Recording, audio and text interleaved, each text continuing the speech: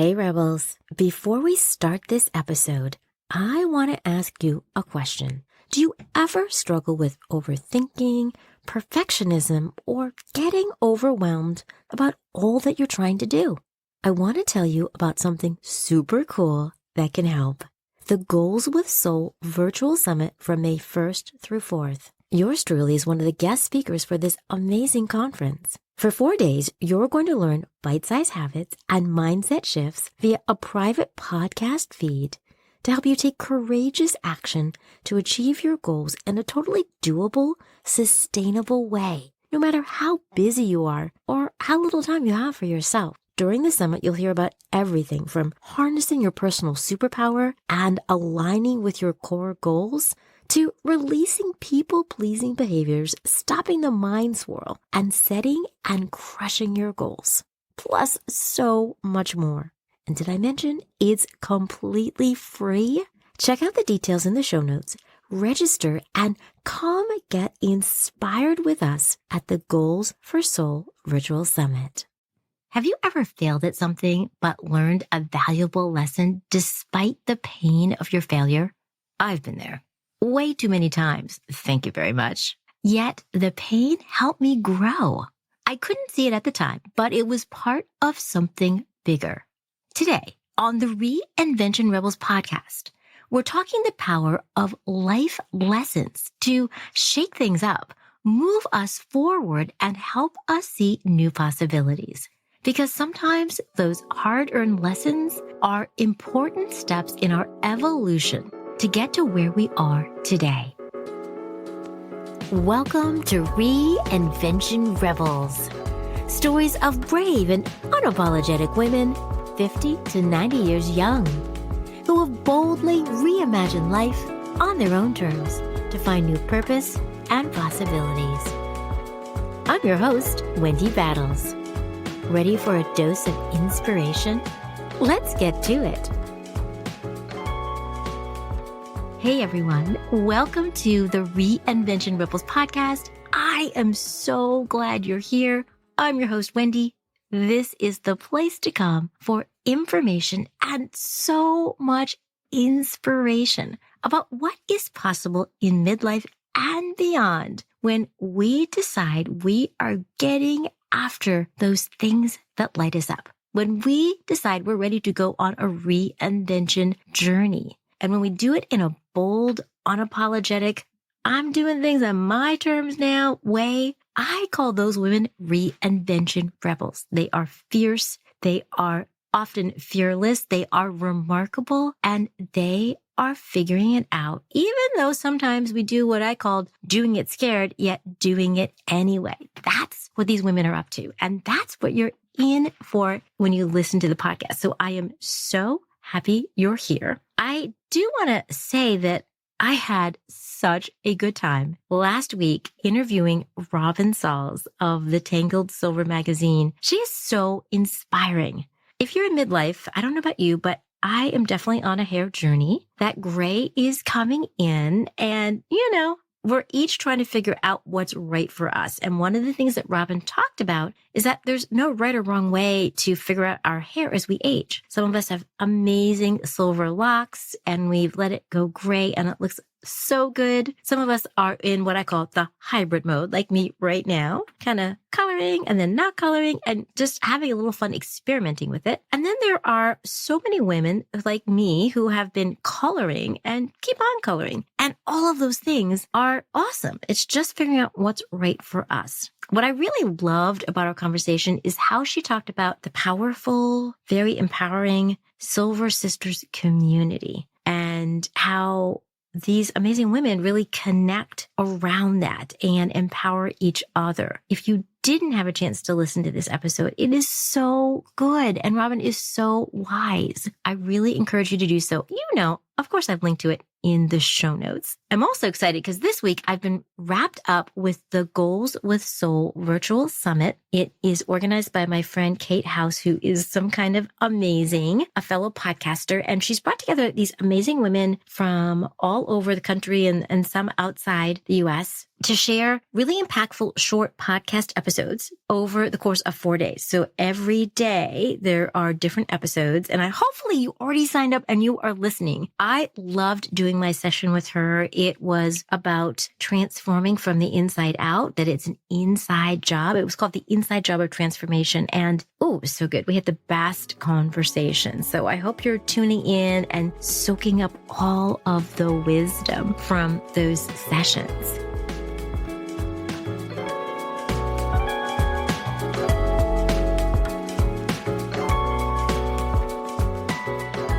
Today, I'm back for part 2 in a series about failure as a stepping stone to later success.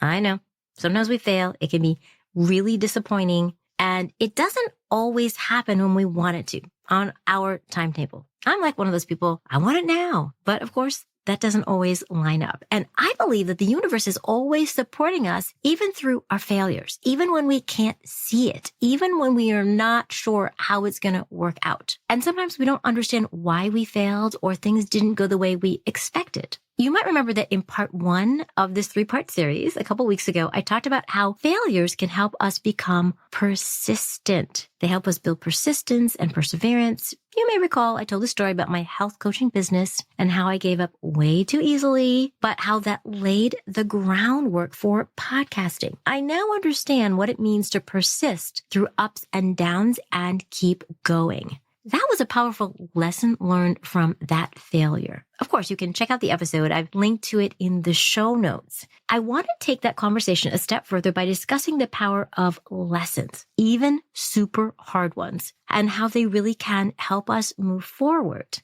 I know we've all heard that phrase, I had to learn it the hard way.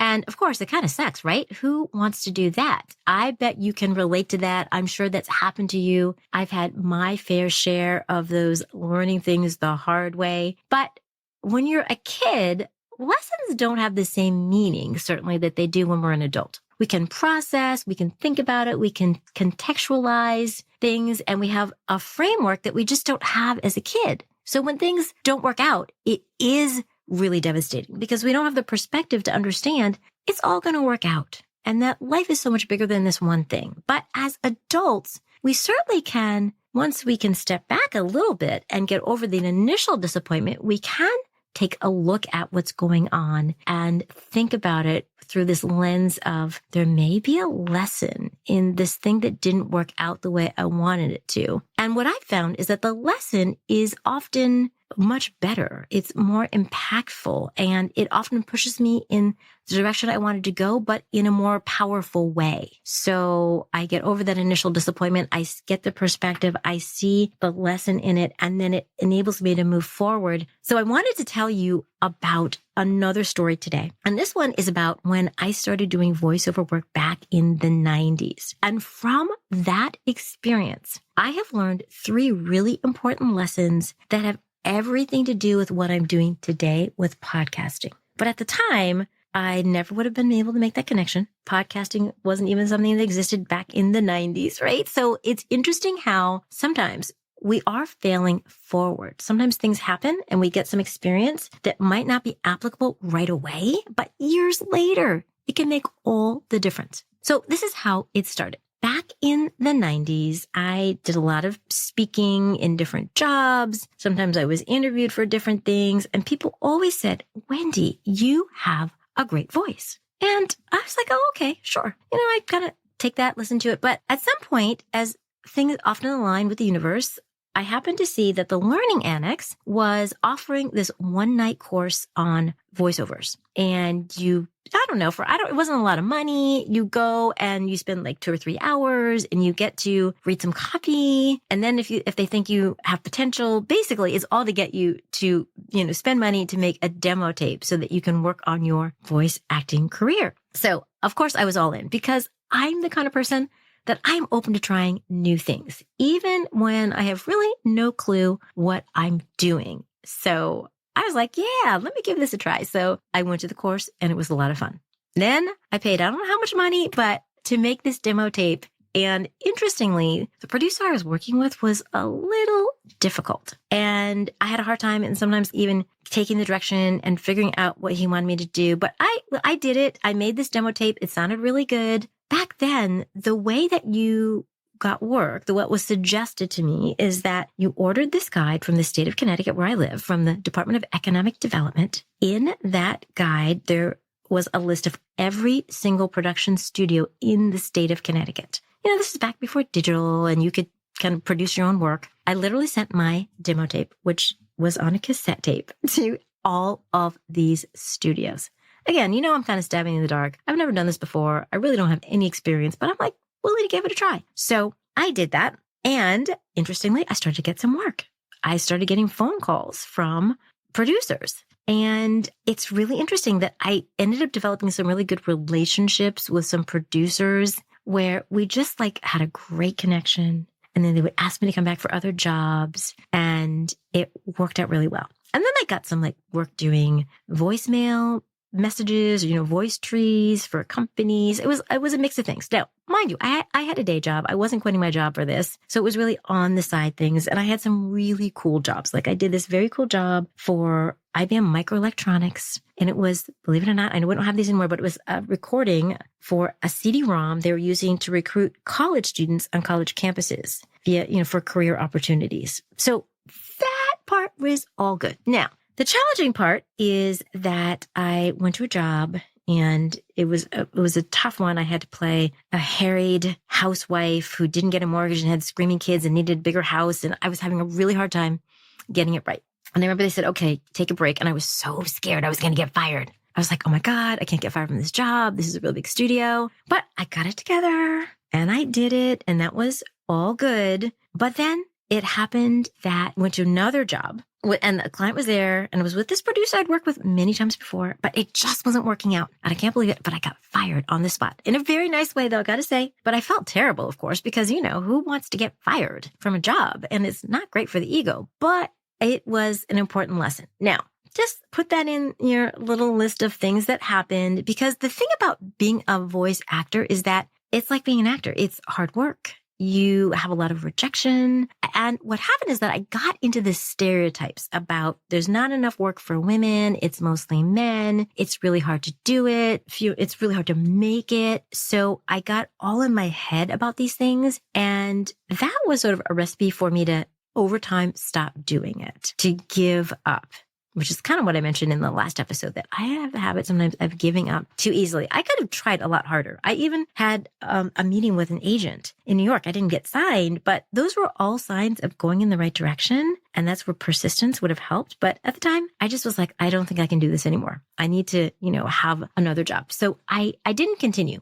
Some of those things got to me. And when I got perspective later on, though, I started to see that there were some lessons in that. And when I say later on, I mean, fast forward 2 decades later, I got back into doing voiceovers. I made a fresh demo tape and I was ready to kind of shop it around. And my heart just wasn't in it. I just wasn't enthused about doing ads for products. That's just not what I was thinking. But interestingly enough, I think one of the things that can happen from failure is that it leads us in another direction. And one of the places it was leading me was ultimately to podcasting, that I'm taking my skills as a voice actor and now having done tons of speaking and used my voice in so many other ways for recordings, for other things. That was all part of this larger plan that I couldn't see at the time when I was quitting my voiceovers in the 90s, but is paying dividends, many, many years later. So let me tell you about the 3 lessons I learned from this experience of not continuing with the voiceovers and feeling like I failed. 1,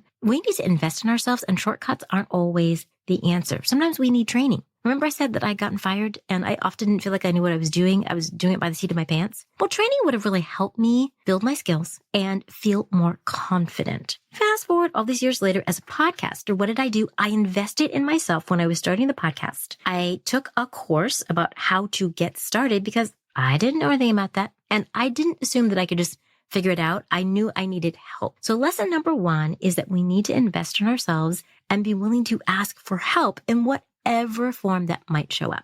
Number 2, just because you fail right now it doesn't mean that experience isn't valuable, because it could be that that is laying the groundwork for your future experiences, as I just talked about with the podcasts. So failing at the voiceovers, did many things in between, still using those skills with my voice.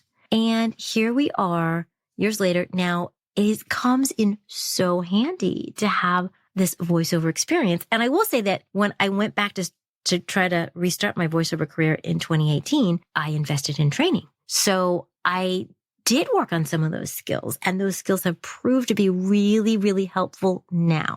Our past failures are often setting the stage for our future endeavors. And then lesson number 3, these lessons we learn can be applicable to so many different parts of our lives. So it's not limited to just the podcasting. The voiceovers aren't necessarily just related to the podcasting, but I used some of that voiceover work when I was a health coach. And I started doing radio interviews, and I started doing TV spots on our local ABC affiliate. The skills that I learned and the experiences I had were preparing me for this interim step. So I used that as part of my health coaching, but then ultimately this bigger picture as I grew into podcasting. So I think it's really interesting that there were really powerful lessons I learned. They weren't all obvious at the beginning. I was able to appreciate them when I had more distance, but they've made a big difference in me seeing how those failures are definitely stepping stones toward that bigger thing we're working toward, even though sometimes we don't know what that is. But that years later, we can see how all of those pieces of the puzzle actually interlock and fit together in pretty powerful ways. My thought for you today is to take a step back and think about times when you have failed. Despite the fact that it didn't feel good, you have failed. What lessons did you gain from those failures as you look back at them? What have you learned that is applicable to what you're doing today?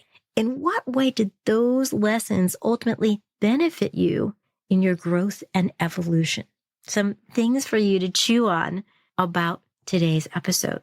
So always remembering that those failures are stepping stones to our larger success. Don't get so caught up on the setbacks, and think more about how we can use that to fail forward into more meaningful things that are helping us along the way in our journey.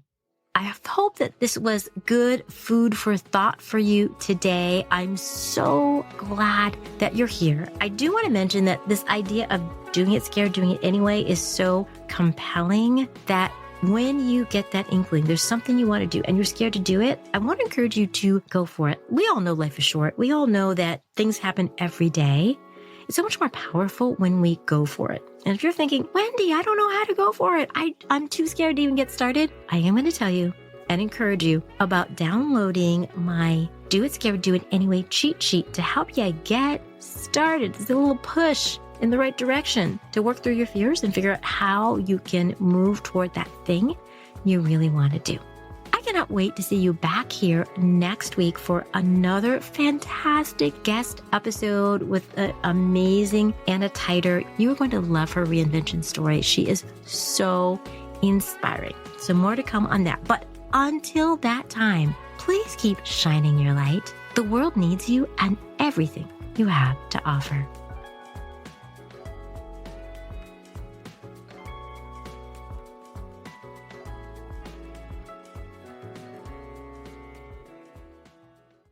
Hey, Rebel. If this episode inspired you to think about what's possible in your life, I'll share a little secret. Any of us can reinvent ourselves no matter where we are in our lives, any age, any stage. We just have to decide to get started. Here's a super simple way for you to get going with your reinvention dreams. Download my audio, 5 questions to spark your curiosity and inspire your reinvention journey. I share 5 key questions that will spur your thinking, help you uncover your dreams, and motivate you to take action. Because if not now, when? Details in the show notes. Let's get inspired together.